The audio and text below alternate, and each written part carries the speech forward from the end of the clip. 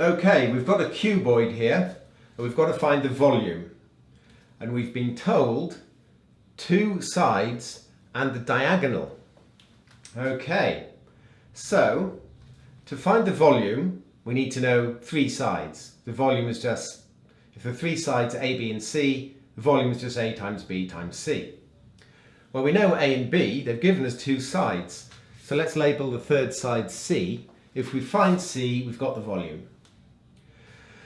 Okay, now you can solve this question by looking at this and saying, okay, we've got the diagonal there. Well, there's a line from A to B.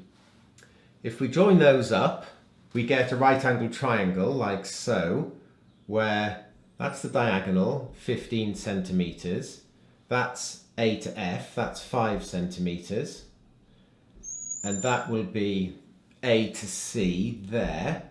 So, okay, let's call A to C X. You can work out X using 5 centimeters, 15 centimeters, using Pythagoras. Okay, good, yeah. And then, if we know that, well, we've got another right angled triangle then, because we know A to C there, that will be X, and A to B is 7, and then we can work out C using Pythagoras again.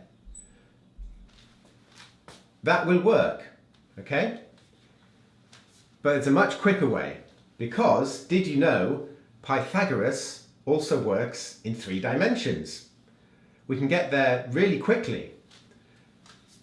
So, of course, 2-dimensional Pythag, if you have a right angled triangle, is of course C squared equals A squared plus B squared, right?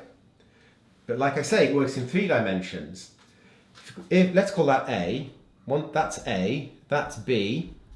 The third side is C, and we'll call the diagonal D. Then the 3D formula is D squared is A squared plus B squared plus C squared. That's it. That's your 3D Pythag. Okay, so we can get to the answer straight away.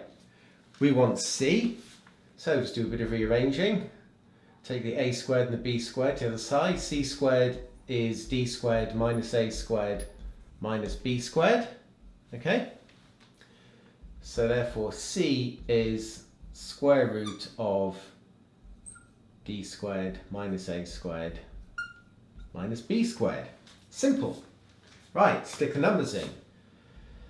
Therefore C is the square root of D squared. 15 squared is 225 minus A is 5, A squared is 25, B is 7, 7 squared is 49. So therefore C is the square root of 151. Okay, right. We could put that in the calculator and work out the decimal value of C right now, but don't do that because we want the volume, remember. So we leave it as the square root of 151. That's the exact value. Okay?